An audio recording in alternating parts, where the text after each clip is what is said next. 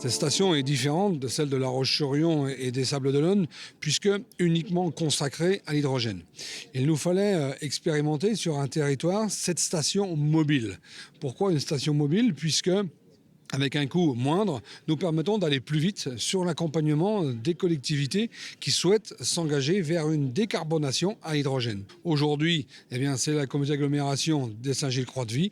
Demain, selon la volonté d'autres territoires, nous serons capables, avec l'expérience que nous aurons acquise sur ce territoire-là, de développer ce même type de station pour aller démultiplier les usages sur l'ensemble du territoire vendéen.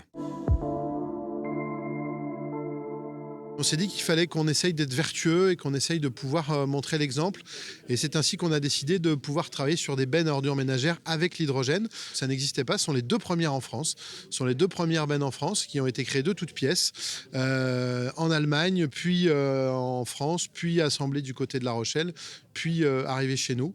Donc forcément, ça ne fait pas de bruit, on utilise de l'énergie propre, on ne rejette que de la vapeur d'eau et forcément, on est dans un cercle vertueux. Aujourd'hui, elle distribue 60 kg/jour. Elle est dimensionnée pour cette capacité-là. Nous pouvons la porter jusqu'à 100 kg/jour. Donc ça veut dire qu'on augmente déjà considérablement les capacités de fournir.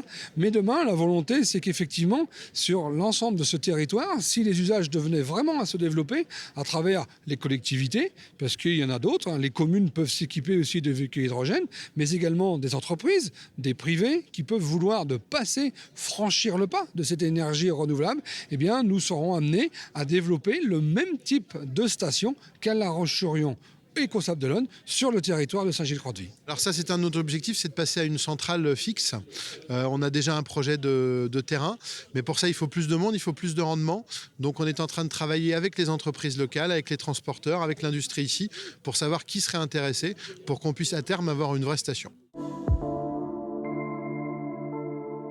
C'est véritablement un vœu, en tout cas, de notre département, de l'ensemble des collectivités, de ne plus avoir affaire directement aux énergies fossiles qui viennent de l'étranger, qui viennent de très loin et qui peuvent, et on le connaît sur nos côtes vendéennes, provoquer d'immenses catastrophes, plutôt se servir de l'énergie produite localement. Nous avons les ressources capables de fournir l'ensemble de nos activités, qu'elles soient communales, communautaires, artisanales, industrielles. Véritablement, nous avons tout un potentiel vendéen et c'est ce que nous voulons vraiment mettre en avant.